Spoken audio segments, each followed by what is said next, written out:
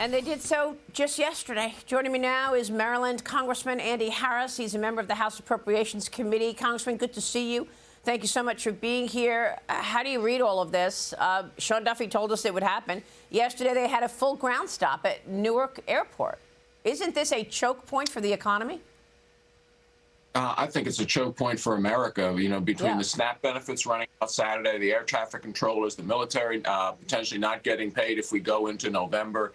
These are all things that should never happen. The House voted 5 weeks ago to keep the government open. It's about time the Senate follows suit. What will happen here if this goes on? Do you have any sense that senators are talking with one another and you could possibly get the 5 votes you need from the Democrats to reopen government?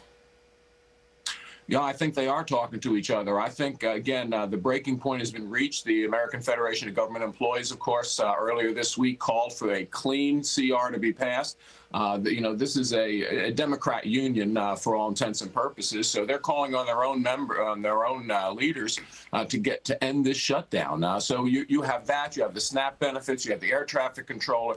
You have all the things converging. And I think within a week, I think that a reasonable handful of Senate Democrats are going to vote to end this shutdown. Well, I mean, look, you've already voted in the House in terms of a clean CR that funds government beginning November 21st. Obviously, that's off the table. You're not going to fund government for just a couple of weeks. What is the conversation right now in terms of what a new CR would look like? Are you looking to fund government through the first quarter?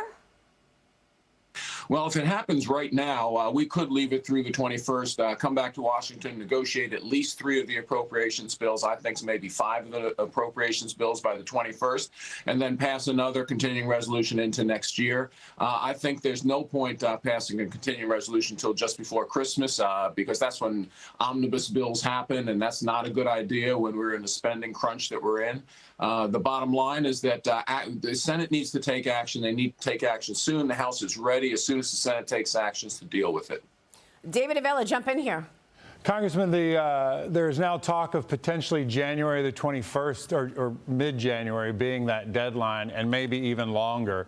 Where's House Freedom Caucus stand on how far into January they're willing to go with a CR? Well, first of all, we think that they ought to just end all this government shutdown nonsense and just pass a continuing resolution until next December, till after the election. But if we can't do that, then I think the end of January works. I think by then we will know which bills we can negotiate of the 12 appropriations bills, which we can't negotiate.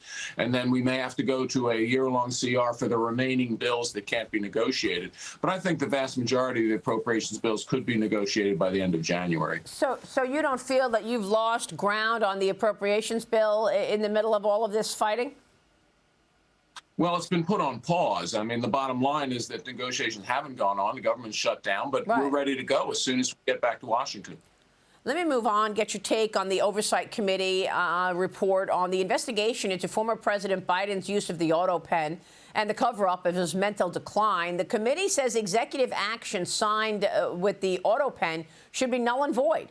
They're recommending the Justice Department look into whether Joe Biden even authorized any of these. Judiciary Committee Chairman Jim Jordan is going to be joining us in the next hour at 7 a.m. to weigh in here. But a source told Fox News that there appears to be a focus in Delaware as well as Washington. Your reaction? Well, look, we have to look into this because the bottom line is that America saw a president who was not mentally fit for the office, and there has to be concern that someone else was controlling these pardons because it was a record number of clemencies and pardons. So we have to get to the bottom of it and see if this got out of control without the president's knowledge. Well, what about Arctic frost and this investigation and tracking of Republicans by Jack Smith? Well, that's just mind-blowing. I mean, the bottom line is hundreds of organizations and individuals looked at by Jack Smith. And, oh, by the way, they all happen to be Republican or conservative. The bottom line is this can never happen in America. This was the real weaponization of the government. And now Dan Bongino and Kash Patel are just trying to clean things up at the FBI and make sure this never happens again. So you think we'll see accountability then? Because it will happen again if there's not accountability, right?